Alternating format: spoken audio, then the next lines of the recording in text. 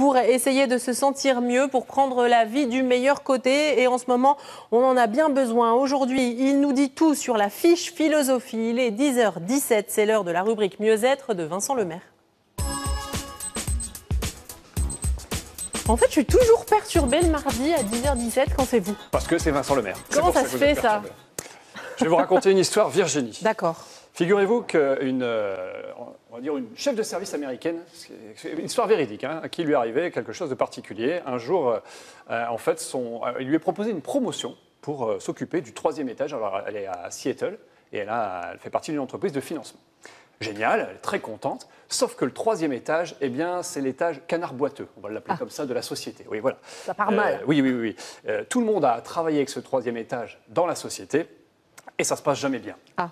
Alors le problème, c'est que voilà, ils sont bornés, désagréables, défaitistes. Ce sont les mots. Donc, elle a accepté cette promotion, ce challenge-là, et un jour, elle reçoit même un coup de téléphone de son supérieur qui lui met un bon coup de pression, en lui disant voilà, je viens de discuter avec notre directeur. Il a qualifié ce 3e étage de dépotoir d'énergie toxique. Vous entendez bien? Vous imaginez, il est temps que ça change, sinon il va y avoir du ménage. Vous imaginez un petit peu le contexte dans lequel... C'est un peu angoissant tout ça. Donc comment elle fait pour s'en sortir, Mary Jane, son prénom c'est Mary Jane, qu'est-ce qu'elle fait? Elle dit je vais prendre l'air, je vais un petit peu respirer, hein, je vais évacuer mon stress. Et au lieu de partir manger sur la droite, elle part sur la gauche. Vous voyez, à quoi ça tient des fois? Elle marche et elle marche plus longtemps que prévu, jusqu'à se retrouver aller au marché de la ville de Seattle. Et en s'approchant du marché, elle entend du rire, elle entend des rires. Et non seulement elle entend des rires, mais elle entend des applaudissements aussi. Elle dit, tiens, pour un marché, c'est quand même un peu surprenant. Et en rentrant dans le marché, un poisson, un saumon, vient lui passer au-dessus de la tête, à 50 cm au-dessus de la tête. Véridique, hein? Vous dites, oui, je vous crois, mais qu'est-ce que c'est que ça? Alors en fait, ce sont les poissonniers qui, à un moment donné, ont lancé un poisson, et un autre poissonnier a rattrapé ce poisson-là, et tout le monde a applaudi. Et là, elle se dit, mais où est-ce que je suis? Donc effectivement, c'est le marché aux poissons, en tout cas l'endroit du marché aux poissons, et il règne une vraie belle énergie. On a un poissonnier qui est en train de faire le ventriloque avec un cabillaud face à un enfant qui est hilar.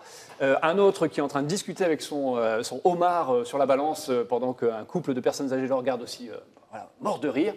Et puis, il se dégage vraiment une belle énergie.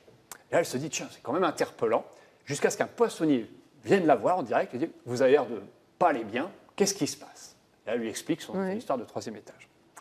Et là, elle se dit « Mais génial, finalement, ce que vous êtes en train de m'expliquer là, parce que ce poissonnier lui explique tout ce qui s'est passé dans ce le côté bonne humeur et... Le côté bonne humeur, cet état, cette énergie. Le monsieur lui explique que ça n'a pas toujours été comme ça.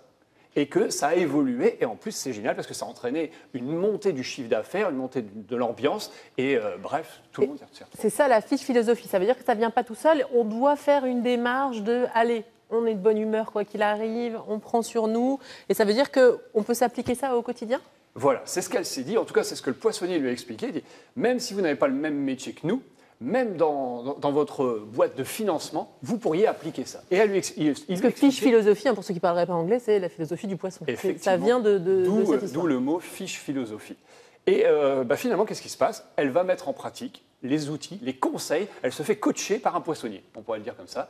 Et elle va mettre en pratique ça dans son quotidien au niveau de son 3e étage. Donc il faut du coup choisir son attitude et décider je suis de bonne humeur ou j'ai envie de rire. Il y a 4 directions. La première direction, effectivement, c'est de choisir son attitude. On ne choisit pas toujours son métier, mais par contre, on peut choisir la façon dont on va arriver, avec quelle paire de lunettes on va arriver le matin dans son métier. Je vous donne un exemple très concret qui m'est arrivé il y a 15 jours en sortant du plateau de France 3. Je sors, j'entends des rires sur le côté, j'entends même chanter. En fait, je me retourne, je suis interpellé, je me dis un mardi matin, pas un mariage, hein, forcément, un camion d'éboueurs qui tourne, et à l'arrière, 2 éboueurs sur leur, en train d'être attachés à leur... accrochés par la main. Mais, camion. Mais c'était justement un peu comme dans Singing in the Rain, vous savez, Jane Kelly, vous savez, en train de chanter, et puis hey, coucou, ça va. Véridique. Je me dis, mais c'est fantastique.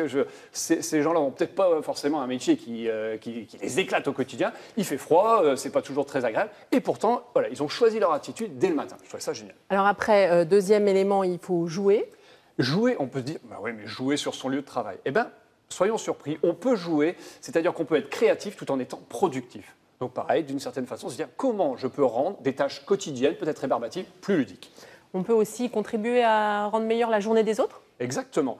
il existe un effet boomerang. Et ça se passe dans le milieu professionnel, mais ça se passe partout. À partir du moment où j'envoie quelque chose, je vais le récupérer de façon décuplée. Si je fais de la médisance sur des gens, ça va me revenir. Par contre, si j'envoie du positif, si je m'intéresse à une personne pour essayer de lui remonter le moral, je pense que voilà, dans une atmosphère dans laquelle on est actuellement, c'est essentiel. Donc on dit du bien. Voilà. On dit et du bien puis dernière chose, on va dire carpe diem.